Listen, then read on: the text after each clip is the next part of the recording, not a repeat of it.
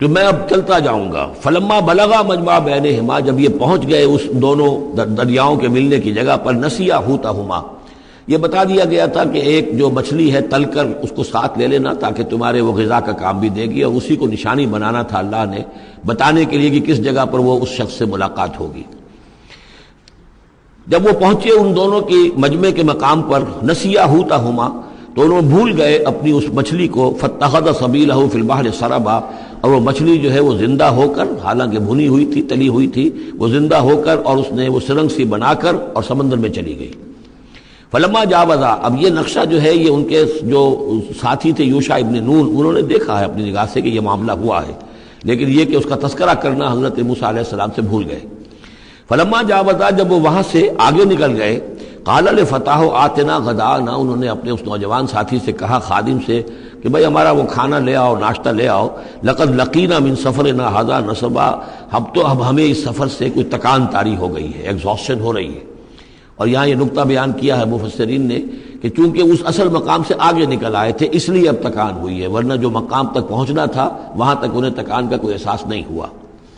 قال ارأیت اذ اوینا الی الصخرۃ، اس نوجوان نے یہ کہا خادم نے کہ آپ دیکھیے جب ہم اس چٹان کے پاس تھوڑی دیر کے لیے رکے تھے سستانے کے لیے، فإنی نسیت الحوت، تو میں اس مچھلی پر نگاہ رکھنا بھول گیا، اس کی حفاظت کرنا بھول گیا. وما انسانی الا الشیطان ان اذکرہ، اور شیطان نے مجھے بھلائے رکھا کہ میں آپ سے ذکر بھی نہیں کر سکا.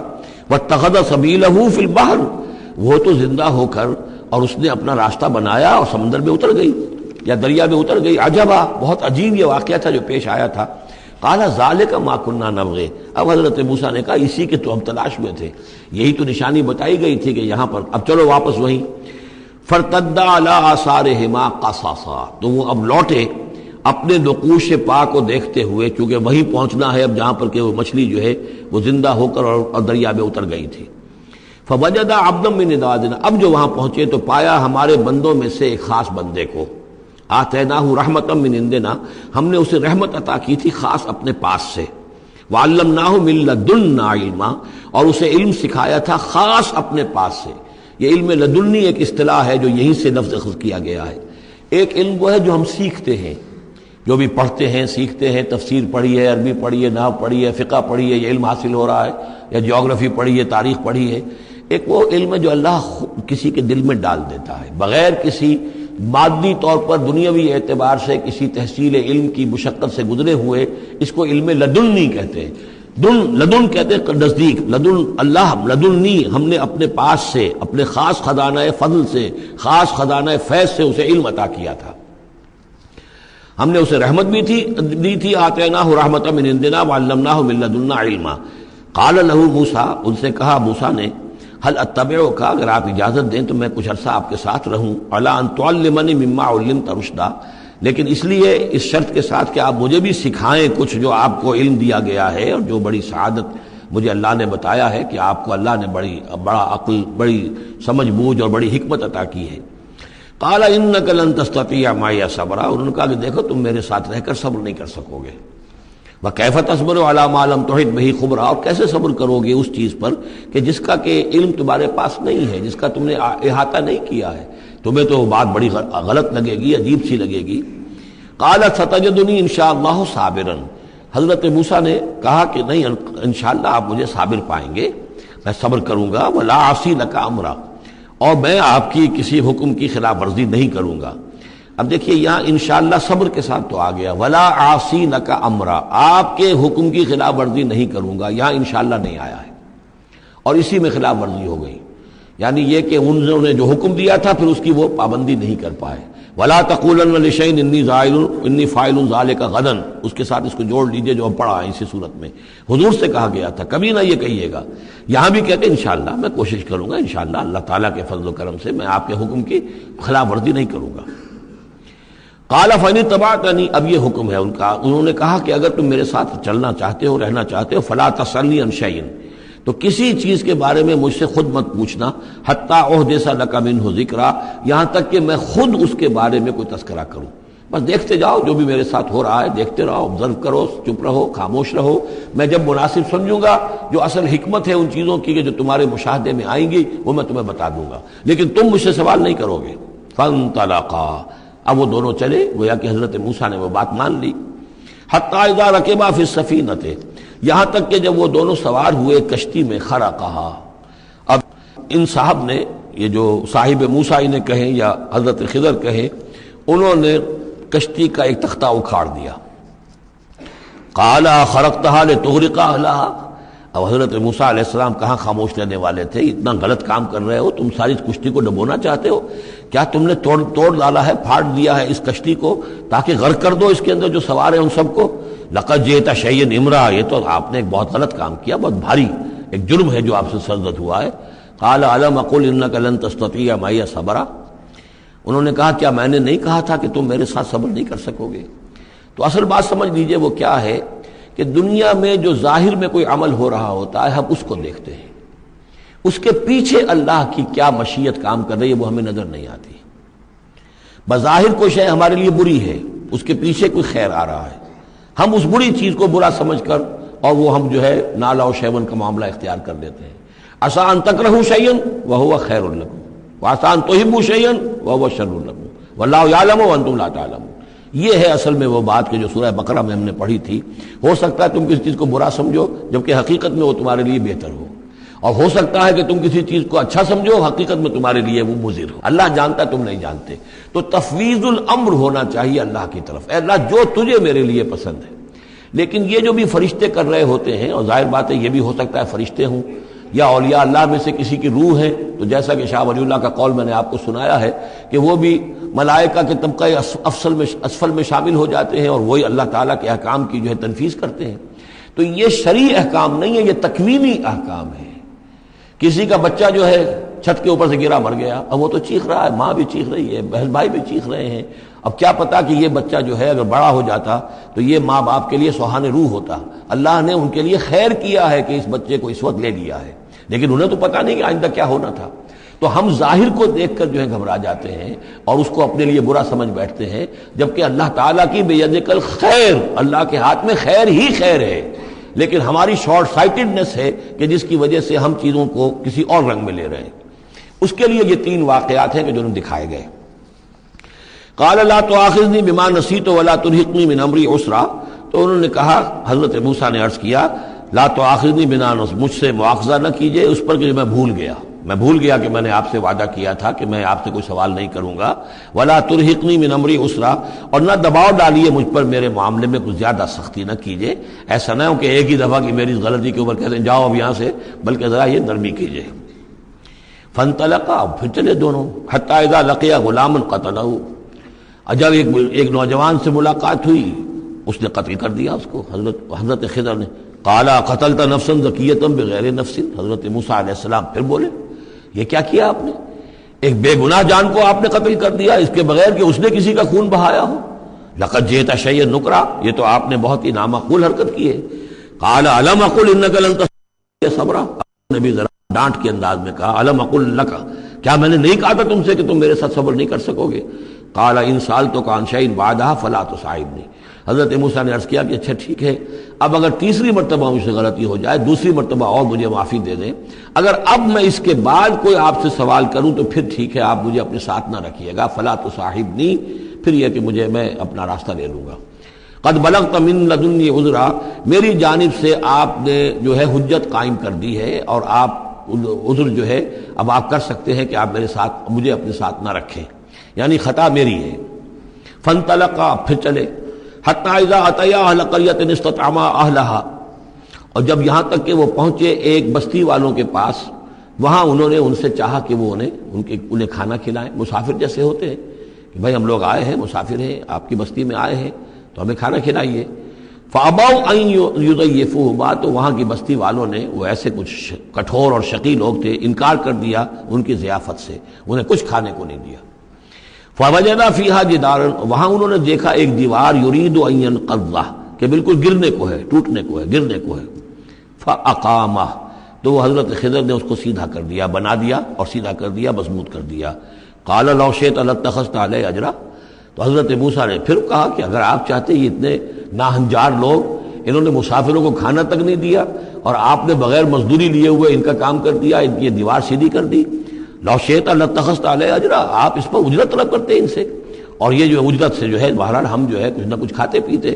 قال ھذا فراق بینی و بینک، کہ بس یہ اب میرے اور آپ کے درمیان اب علیحدگی کا وقت ہے۔ سأنبئک بتأویل ما لم تستطع علیہ صبرا، اب میں تمہیں بتائے دیتا ہوں اصل راز اور حقیقت ان چیزوں کا جس پر کہ آپ صبر نہ کر سکے۔ اما السفینہ، جہاں تک اس کشتی کا معاملہ ہے، فکانت لمساکین یعملون فی البحر، تو یہ ان مزدوروں کی ملکیت تھی کہ جو دریا میں محنت کرتے ہیں، جیسے کشتی ہے ادھر سے ادھر اتار دیا، دو دو پیسے لے لیے، ایک ایک پیسہ لے لیا، یہ مزدوری کر رہے ہیں، ان کے لیے گویا کہ کمائی کا اور ان کی معاش کا یہی ذریعہ ہے۔ فأردت أن أعيبها، میں نے یہ چاہا کہ اس کو عیب دار کر دوں۔ وَكَانَ وَرَاءَهُمْ مَلِكٌ يَأْخُذُ كُلَّ سَفِينَةٍ غَصْبًا، جبکہ آگے جو ہے ایک بادشاہ تھا، حاکم تھا، جو ہر کشتی کو کہ جو ثابت و سالم ہے اسے وہ غصب کر رہا ہے، اس کو جو ہے کنفسکیٹ کر رہا ہے، جیسے آج کل بھی ہوتا ہے ہمارے ہاں، وہ ویگنز جو ہیں وہ پولیس والے روک لیتے ہیں، تو اسی طریقے سے وہ جو ہے قبضہ کر رہا ہے ان پر۔ یاخذ کل سفینۃ غصبا، اب وہ دیکھے گا کہ یہ تو ٹوٹی بھی کشتی چھوڑ دے گا، تو کشتی میں ایک تختہ لگا لینا تو آسان کام ہے، پوری تختی جا رہی تھی تو میں نے ایک تختہ جو ان کا جو ہے توڑ دیا ہے تاکہ اسے ناقص سمجھ کر وہ بادشاہ جو ہے اسے ریجیکٹ کر دے اور اس کشتی کو نہ لے، تو ان مزدوروں کی پوری کشتی بچ جائے۔ ایک تختہ توڑنے سے تختی بچتی ہے، اور یہ سالم رہتی تختی تو پوری کشتی جا رہی تھی۔ تو میں نے ان کی خیر کے لیے کیا ہے، جس کو تم نے یہ سمجھا کہ شاید میں لوگوں کو ہلاک کرنے کے لیے میں نے یہ قدم اٹھایا ہے۔ وَأَمَّا الْغُلَامُ، اور جہاں تک اس لڑکے کا معاملہ ہے، نوجوان کا، فَكَانَ أَبَوَاهُ مُؤْمِنَيْنِ، اس کے والدین بڑے نیک اور صالح ہیں، والدین دونوں کے دونوں۔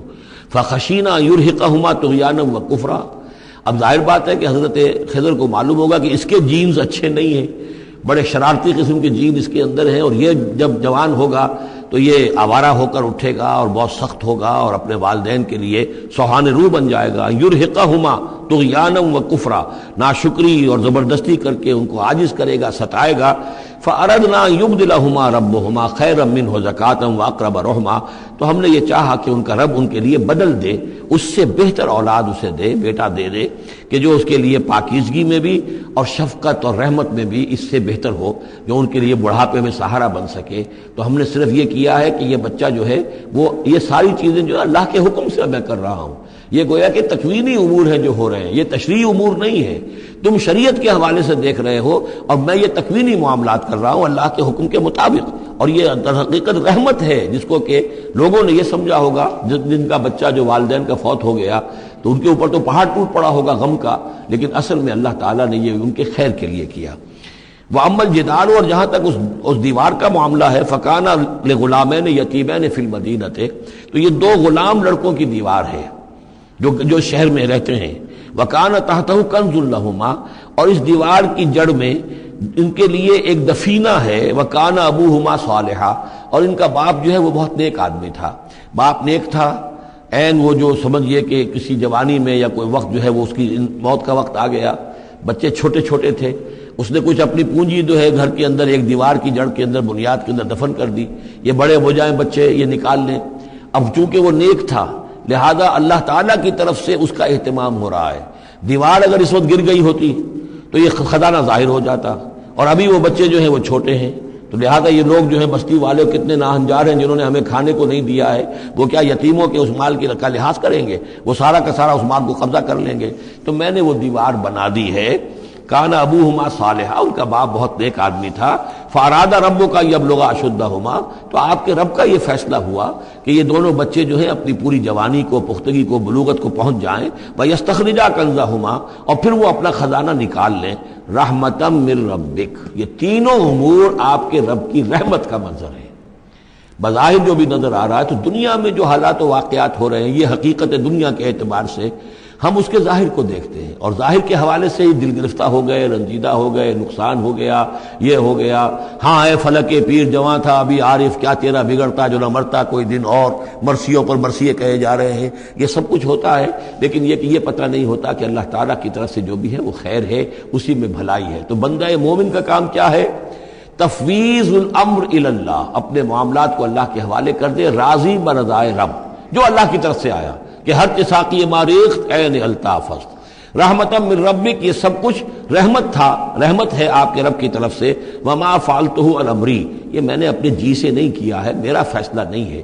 یعنی یہ جو بھی تھے، چاہے فرشتے تھے اور چاہے کوئی نیک انسان ہے جنہیں اللہ نے بہت لمبی زندگی دے دی ہے، چاہے یہ کوئی روح ہے کہ جو انسانی شکل میں پھر آ گئی ہے، کہ جو اللہ تعالیٰ نے کسی ولی اللہ کی روح کو جو ہے وہ طویل زندگی دے رکھی ہے، کوئی بھی ہے، اس سے کوئی فرق واقع نہیں ہوتا، لیکن یہ کہ وہ در حقیقت کارکنان قضاء و قدر کی فوج میں ریکروٹ ہو گئے۔ وہ جو فیصلے کر رہے ہیں، جس کی تنفیذ کر رہے ہیں، اس کا شریعت سے تعلق نہیں ہے، وہ تکوینی امور ہے اللہ تعالیٰ کے۔ ذالک تعویل ما لم تستطع علیہ صبرا، یہ ہے تعویل، یہ ہے اصل حقیقت، یہ ہے اصل راز ان چیزوں کا جس پر کہ اے موسیٰ تم صبر نہ کر پائے۔ اب اس کے بعد جو ایک رکوع میں واقعہ آ رہا ہے ذوالقرنین کا، تو جو بھی 1-2 منٹ ہمارے پاس ہے اس میں میں تھوڑی سی تمہید بیان کیے دیتا ہوں کہ تو ایک سوال یہ بھی تھا کہ ذوالقرنین کون ہے، یہ کون ہے؟ یہ سمجھیے کہ اس صدی تک، تقریباً 1300 برس تک ہمارے مفسرین ان کے علم میں نہیں تھا کہ کوئی اتنا بڑا بادشاہ ہو رہا ہو جتنا بڑے بادشاہ کا ذکر ابھی ذوالقرنین کے حوالے سے آئے گا، تو لہذا لوگوں نے یہ سمجھا عام طور پر کہ سکندر اعظم، یہی معلوم تھا سکندر بہت بڑا فاتح تھا، وہ مقدونیہ سے چلا یونان سے اور دریائے بیاس تک آ گیا، کتنا بڑا، تو اس کو، لیکن یہ کہ اس کی سیرت و کردار جو ہے جو سکندر کی معلوم ہے، اس کی کوئی مناسبت ذوالقرنین کے اس کردار سے نہیں ہے۔ ذوالقرنین اصل میں ایران کے بادشاہ تھے، اور ایران اس وقت 2 ملکوں میں اوپر میں منقسم تھا۔ اب بھی اگر ابھی کبھی نقشہ دیکھیں گے تو ایک علاقہ جو ہے ایران کا وہ تو ہے جو خراسان کا حصہ ہے، جو اصل ایران ہے اس کو بھی یوں سمجھیے 2 حصوں میں، ایک پارس پرانا کہلاتا تھا جس سے فارس کا لفظ بنا ہے، اور دوسرا مادہ تھا، میڈیا یا مادہ۔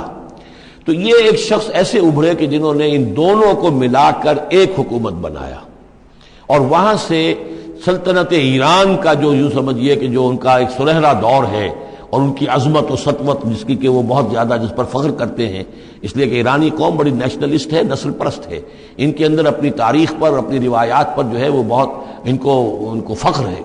تو وہاں سے وہ دور شروع ہوا، اور انہوں نے پھر اس علامت میں کہ میں نے 2 ملکوں کو جوڑ کر ایک بنایا ہے، اپنے تاج کے اندر 2 سینگ لگا لیے تھے، اور وہ جو ہے ذوالقرنین یہ لقب ان کا ہو گیا تھا۔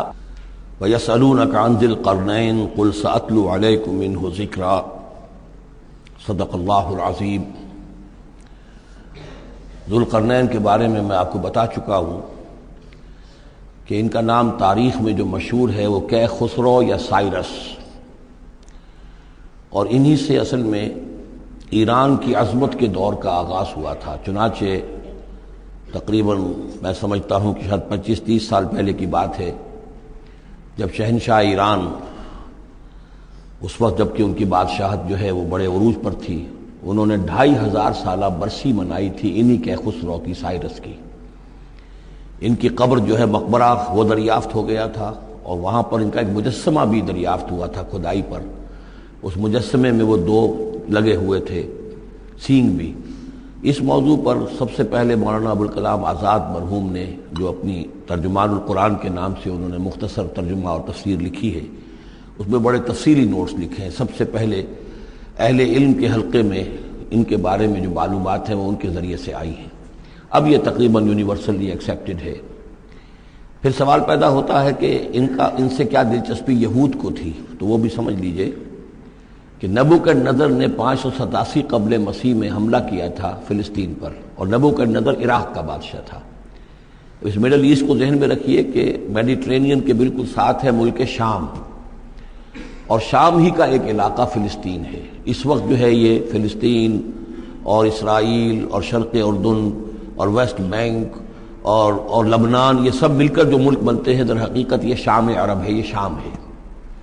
پھر اس کے مشرق میں یہ عراق عرب یا عراق ہے، اور اس کے مشرق میں پھر ایران ہے۔ تو عراق کا بادشاہ تھا جس نے حملہ کیا تھا یروشلم پر، تباہ و برباد کیا، اور ان کو قیدی بنا کر لے گیا۔ کیپٹیوٹی کا دور ان کا تقریباً 150 برس کا ہے۔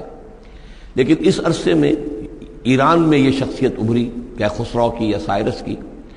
اس نے پھر فتوحات کا دائرہ شروع کیا، تو سب سے پہلے عراق کو فتح کیا، بیبیلونیا کو، اور یہاں پر جو یہ اسیر تھے یہودی، ان کو اجازت دے دی کہ تم واپس جاؤ، اپنا یروشلم آزاد کرو، اپنے جا کر آباد کر لو دوبارہ۔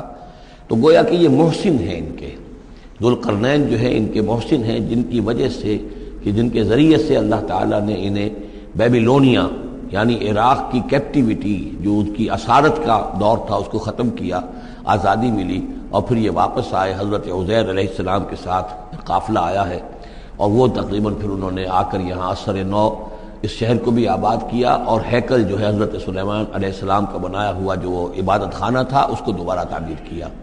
اس اعتبار سے ذوالقرنین جو ہے وہ ان کی تاریخ میں ایک معروف شخصیت ہے۔ تاریخ سے معلوم ہوتا ہے کہ انہوں نے پھر ایران کی پہلی حکومت کو کنسولیڈیٹ کر کے پارس اور مادہ کو ملا کر ایک سلطنت ایران بنائی۔ پھر ان کی فتوحات کے